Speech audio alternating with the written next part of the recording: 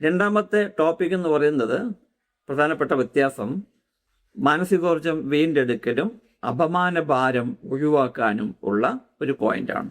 Introversion ഉള്ളവർ മാനസികോർജം വീണ്ടെടുക്കുവാൻ അവർക്ക് social സാഹചര്യങ്ങളിൽ പോയി കഴിഞ്ഞാൽ അവർ വളരെയധികം ഡെബിലിറ്റേറ്റഡ് ആവും, ക്ഷീണിതരാവും. അവരുടെ മാനസികാവസ്ഥ അങ്ങനെയാണ്. അവർ ഒറ്റയ്ക്കിരിക്കാൻ ആഗ്രഹിക്കുന്നു. ഒറ്റയ്ക്കിരിക്കുമ്പോൾ അവർക്ക് ഒരുപാട് ഊർജം തിരിച്ചു ലഭിക്കുന്ന അവസ്ഥ വരും. മറ്റുള്ളവരുമായി സംസാരിച്ച് സഹകരിച്ചിരിക്കുമ്പോൾ അവർക്ക് ഊർജ്ജനഷ്ടം ഉണ്ടാവുന്നു. അത് തിരിച്ചെടുക്കുവാൻ, ബാറ്ററി റീചാർജ് ചെയ്യുവാൻ അവർ ഒറ്റയ്ക്കിരിക്കുവാൻ ആഗ്രഹിക്കുന്നു. അതവരെ റീചാർജ് ചെയ്യിക്കുന്നു.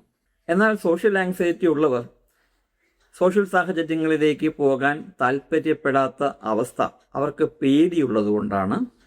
മറ്റുള്ളവർ എന്നെക്കുറിച്ച് എന്ത് വിചാരിക്കും, മറ്റുള്ളവർ എൻ്റെ ചലനങ്ങളെ എങ്ങനെ കാണും, അവർ എന്നെ എങ്ങനെ വിലയിരുത്തും എന്നെല്ലാം ചിന്തിക്കും.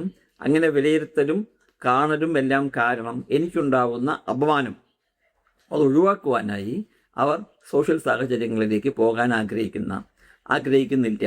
ഇൻട്രോവേർട്ട് സോഷ്യൽ സാഹചര്യങ്ങളിലേക്ക് പോകാൻ ആഗ്രഹിക്കാത്തതിന് കാരണം ബാറ്ററി റീചാർജിങ് ആണ്.